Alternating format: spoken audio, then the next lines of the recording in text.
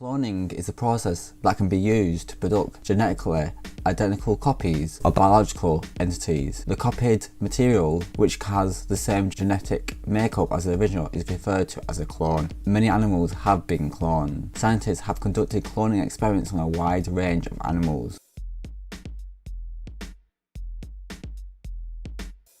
In 1979, scientists produced the first genetically identical mice by splitting the mice embryos in a test tube and then implanting the resulting embryos into a room of adult female mice. The research then went on to produce the first genetically identical cows and chickens. In 1996 was the first time that research succeeded in cloning the first mammal from nature. This was after 276 attempts. The researchers finally produced Dolly. The lamb was from the cells from a 6-year-old sheep. Besides cattle and sheep, other mammals that have been clones from cells included cat, deer and even dogs, with one biotech firm in South Korea able to clone your dog. The firm has begun cloning their dogs. The cost of the service is £67,000. In addition to sheep and dogs, a monkey has been cloned by splitting its embryo.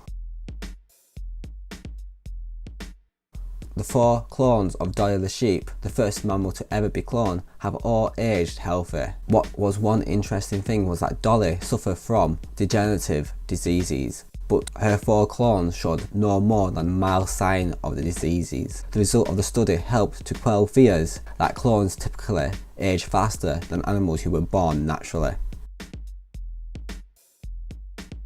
In 2002, CloneAid, part of a religious group, held a news conference to announce the birth of what is claimed to be the first cloned human, a girl named Eve. However, despite repeated requests by the research community and news media, CloneAid never provided any evidence to confirm the existence of this clone or any of the other 12 human clones it purposely created.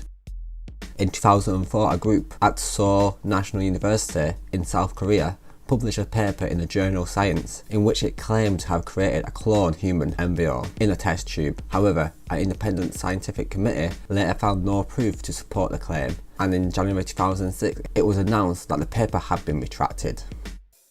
Cloning humans and other primates is more difficult to clone than in other mammals. One reason is that 2 proteins essential to cell division, known as spindle proteins, are located very close to the chromosomes in primates' eggs. Consequently, removal of the egg's nucleus to make room for the donor's nucleus also removes the spindle proteins, interfering with the cell division. In other primals, such as cats, rabbits and mice, the 2 spindle proteins are spread throughout the egg, so removal of the egg's nucleus does not result in loss of spindle protein. In addition, some dyes and ultraviolet light used to remove the egg's nucleus can damage the primate cell and prevent it from growing.